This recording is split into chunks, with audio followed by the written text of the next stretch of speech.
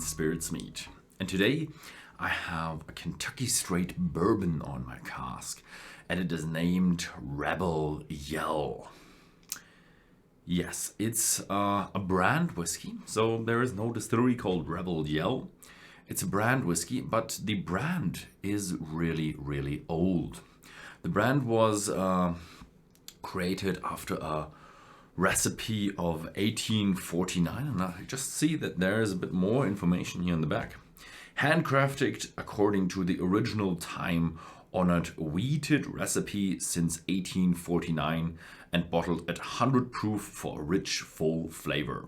So we do already know two things about the whiskey, because you usually don't know much about these brand whiskeys. If you don't know the distillery, you can't usually ask anybody about the mash bill. Here it says already that it's a wheated recipe, so there is wheat in this whiskey. Also, there has to be 51% corn because it's a bourbon, and Kentucky straight means it comes from only one distillery and at least 2 years old. And yeah, and 100 proof, so 50% ABV, quite a strong whiskey. Yeah, since 1936, it is a registered brand in the United States.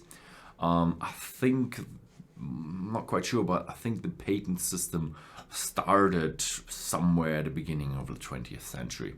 So before that, registering a brand was not that easy because there were no governing licensing bodies.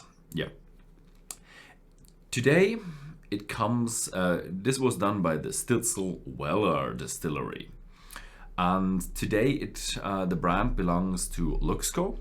It's a spirits trading company in the United States, wine and spirits, I think. And they get their recipe or their spirit from the Bernheim distillery.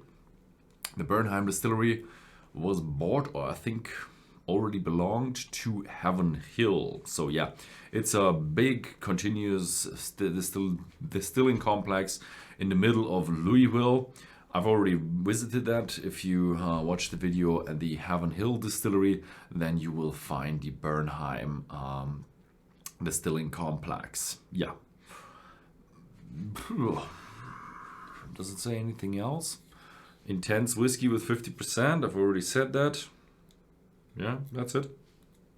But it's unusually much about this whiskey and what's inside the whiskey for a non-distillery product.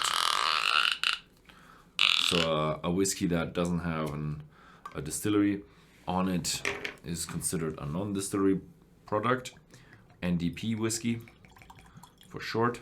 But we do know the distillery. It's a straight whiskey, so it doesn't come from many distilleries.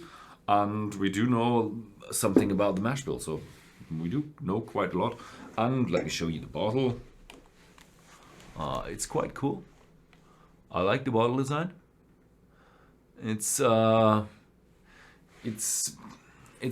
standard design from the shape of it. You find this bottle quite a lot, but it does have a bit of a individualization here. At the very top you have the Rebel Yell and then 1849 as when they started with this recipe.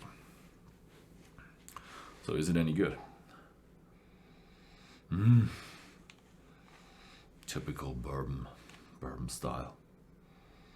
Strong, intense bourbon style with a lot of vanilla, a lot of caramel, and a lot of oak. But it's a pleasing, smoothing, mild oak. I like it. It's really a typical bourbon, but it's pretty smooth. So yeah, wheat might be in there, gas might be in there. So it says on the bottle, it feels like it must be in there then.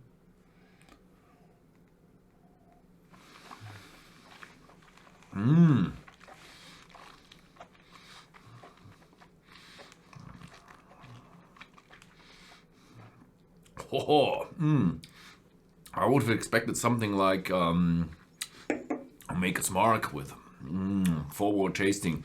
Oh, this hits you. This is intense. It is forward. It is kind of mild, but the intensity of the flavor just hits you. The flavors are not sharp or anything or spicy, but the intensity is just. The start is a little bit with the 50%. A bit early in the morning today, so it's a bit strong.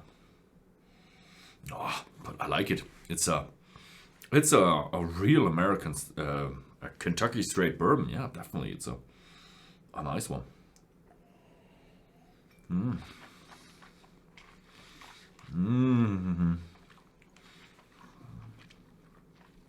That's some good stuff, and that still shows why good whiskey comes from Kentucky, because they can just create these kind of flavors that are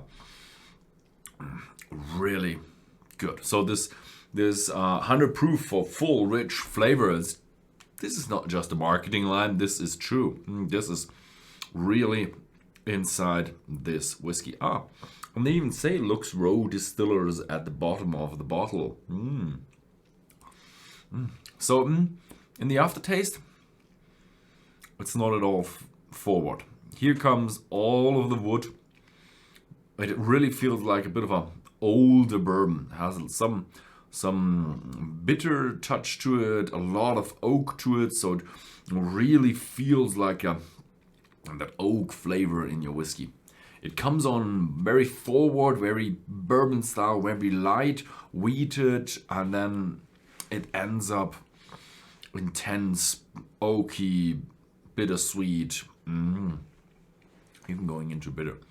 I like it. It's a nice bourbon. So they have a classic. Yeah, Rebel Yell is definitely a Kentucky straight whiskey that is a classic.